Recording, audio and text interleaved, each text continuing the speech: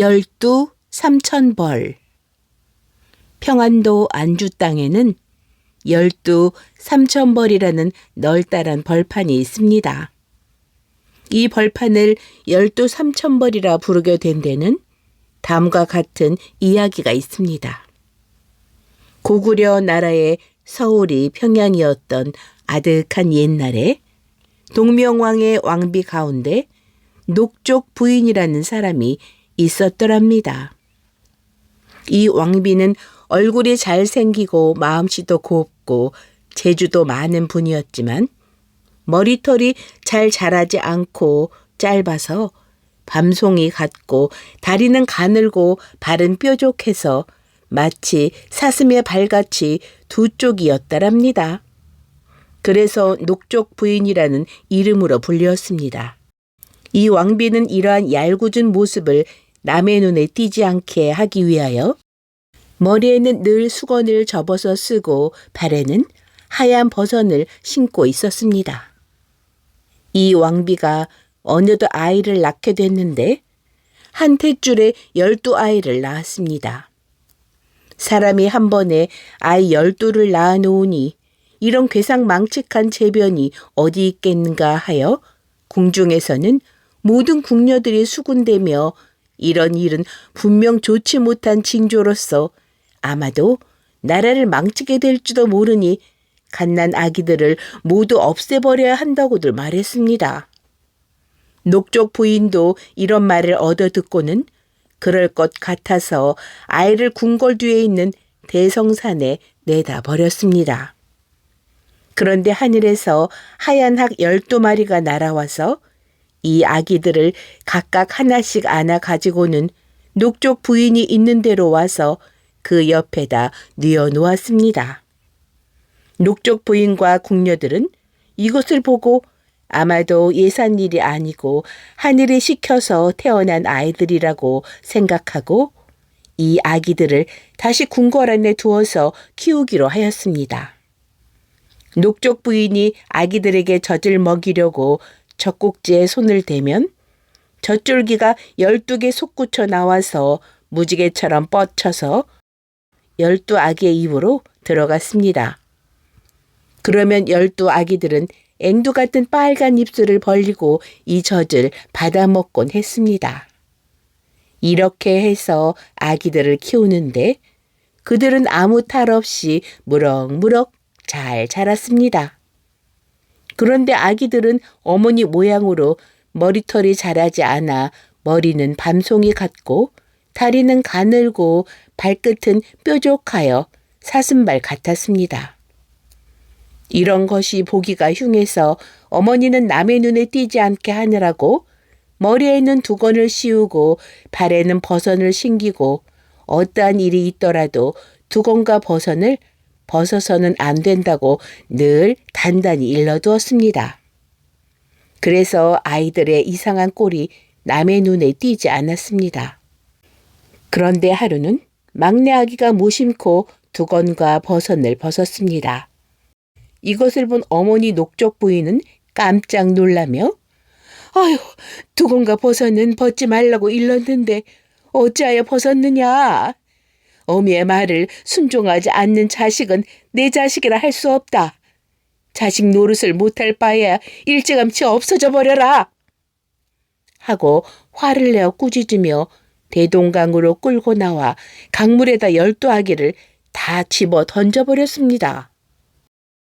12아기가 강물에 빠지자 어디선지 물고기가 한때 몰려와서 이 아기들을 에워싸고 받들어서 그대로 둥둥 떠내려갔습니다. 그리하여 바다로 나가고 거기서 더 떠내려가서는 중국 땅에 가 닿았습니다. 중국 땅에 닿자 어떤 사람이 이 아이들을 건져다 길렀습니다. 이 아이들은 잘 자라 공부도 잘하고 말 달리기도 잘하고 활쏘기도 잘하게 되어서 중국의 왕은 이 아이들을 불러다가 장수로 삼았습니다.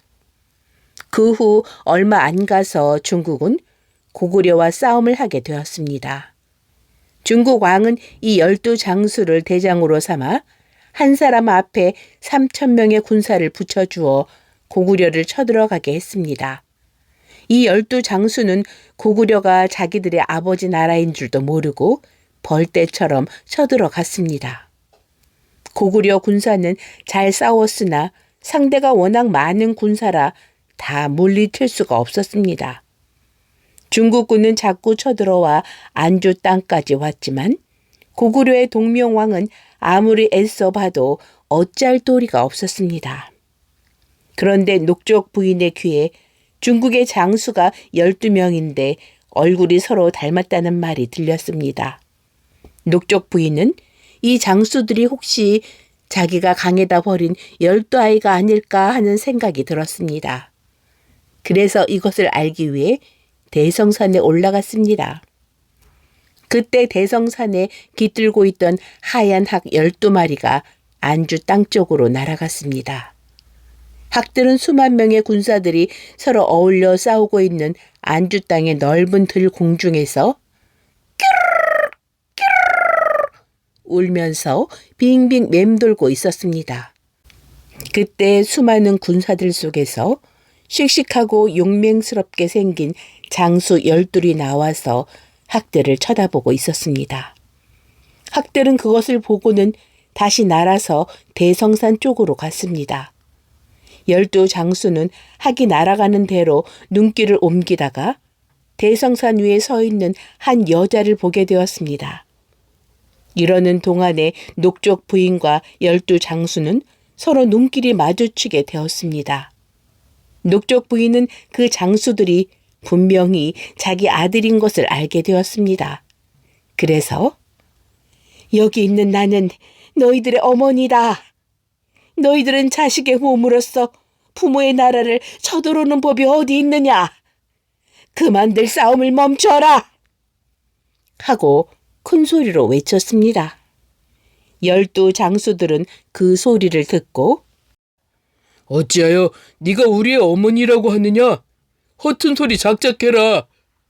하며 더욱더 힘을 내어 쳐들어왔습니다. 녹족 부인은 내가 너희들에게 씌우던 두건과 신기던 버선이 여기 있다.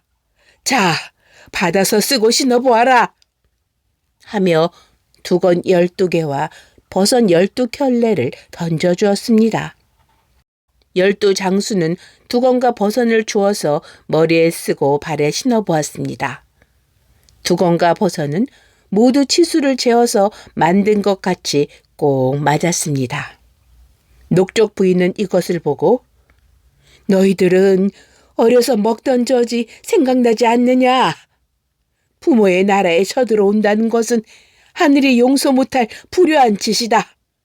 어서 화살을 거두고 이 따뜻한 어머니의 가슴에서 나오는 젖이나 받아 먹어라.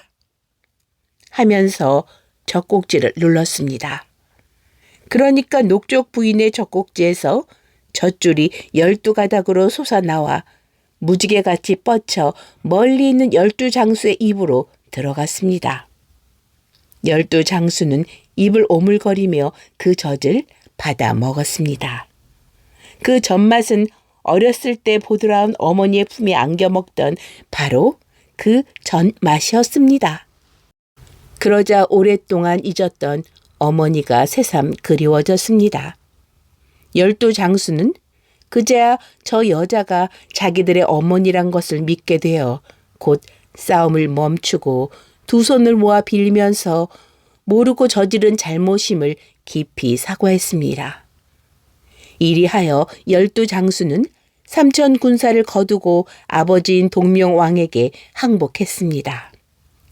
안주의 이 넓은 들판에서 12장수가 삼천 군사를 거두었다고 해서 이 벌판을 12삼천벌이라고 부르게 되었다는 것입니다.